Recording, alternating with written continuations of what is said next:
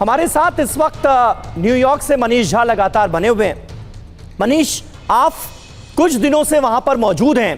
क्या कमला हैरिस की अगर हम बात करें तो भारतीय मूल की हैं कमला हैरिस, तो क्या ये बात भारतीय मूल के जो अमेरिका में वोटर्स हैं उनके भी जहन में है? क्या वो भी कमला हैरिस को लेकर पोलराइज होते हुए नजर आ रहे हैं? और यही सवाल मेरा जो है वो महिला वोटर्स के संदर्भ में भी है, क्योंकि अरसे से इंतजार है अमेरिका को कि एक महिला राष्ट्रपति बने अमेरिका की। क्या ये दो बातें कमला हैरिस के पक्ष में लोगों को पोलराइज करने में कामयाब हुई हैं? देखिए, सबसे दिलचस्प बात है कि भारतीय समुदाय भी इस मामले में काफी बटा हुआ है। भारतीय समुदाय की एक बड़ी तादाद में लोग हैं जो कि डोनाल्ड ट्रंप के सपोर्ट में हैं और वो रिपब्लिकन पार्टी को वोट दे रहे हैं, जबकि traditionally Indian community as a immigrant, चूंकि वो बाहर से आए थे, वो डेमोक्रेट के सपोर्ट में हैं। और ऐसी स्थिति में कमला हैरिस को भी बहुत से भारतीय समुदाय के लोग वोट डाल रहे हैं।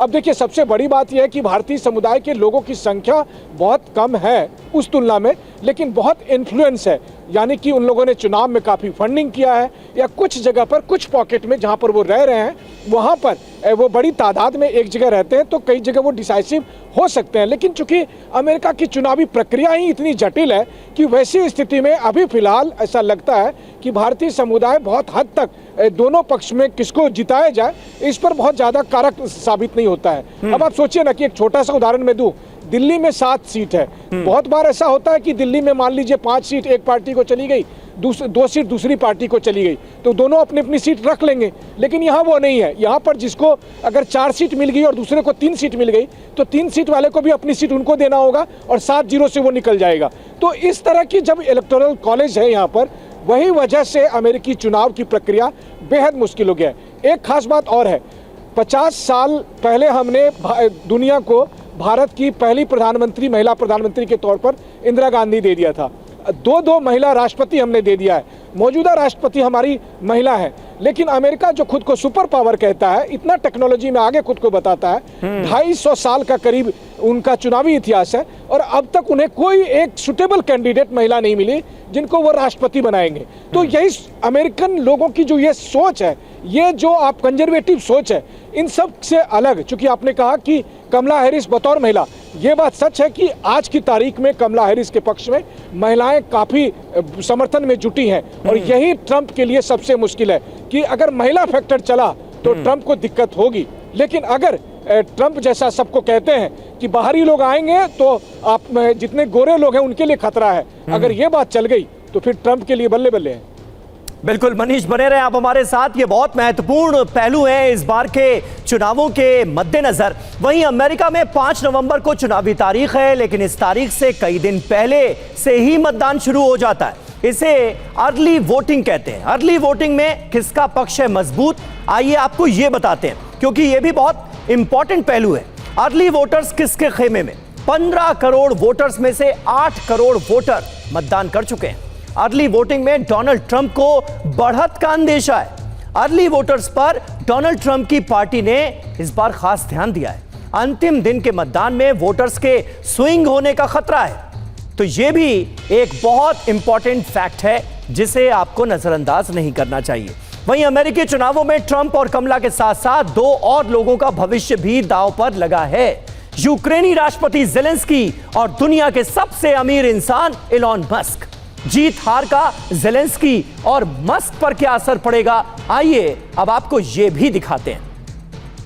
तो नए राष्ट्रपति का ज़ेलेंस्की और मस्क पर क्या रुख होगा? अगर ट्रंप जीतते हैं तो ज़ेलेंस्की पर निश्चित तौर पर दबाव बढ़ जाएगा। अगर कमला जीतती हैं तो इलॉन मस्क के लिए मुसीबत तो है ही, क्योंकि इलॉन मस्क खुलकर डोनाल्ड ट्रंप का समर्थन कर रहे हैं। यूक्रेन को मदद में कटौती संभव है अगर ट्रंप जीतते हैं तो।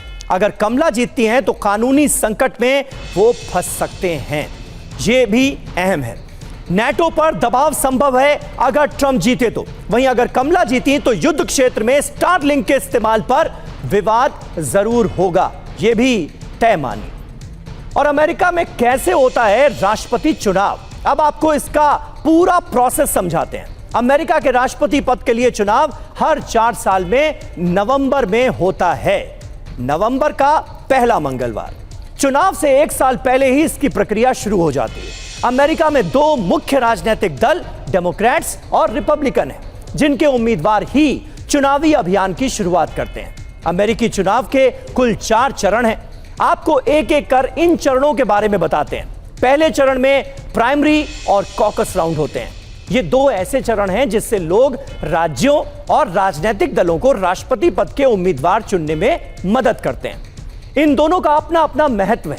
प्राइमरी में राष्ट्रपति चुनाव से पहले 6 से 9 महीने के अंदर लोग अपने उम्मीदवार को चुनते हैं। प्राइमरी मतदाता गुप्त वोटिंग करके अपने पसंदीदा उम्मीदवार का चयन करते हैं। वहीं कॉकस में पार्टी सदस्य चर्चा के बाद वोटिंग करते हैं और सर्वश्रेष्ठ उम्मीदवार का चयन किया जाता है। दूसरे चरण में डेमोक्रेट और रिपब्लिकन पार्टी राष्ट्रपति पद का अंतिम उम्मीदवार चुनने के लिए नेशनल कन्वेंशन आयोजित करती है।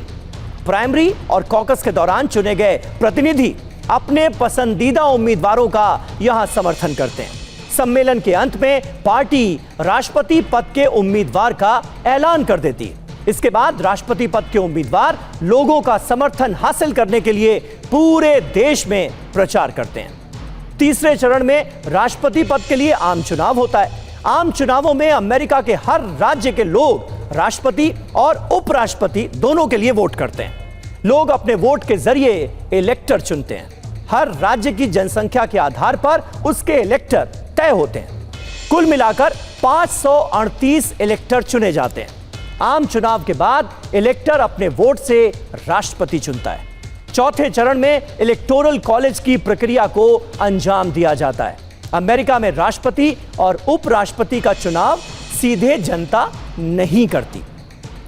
राष्ट्रपति उम्मीदवारों को इलेक्टोरल कॉलेज नाम की प्रक्रिया से चुना जाता है। इलेक्टोरल कॉलेज प्रक्रिया में 538 इलेक्टर राष्ट्रपति चुनते हैं। जिस उम्मीदवार को 270 वोट मिलते हैं वो जीत जाता है और अमेरिका का राष्ट्रपति बनता है।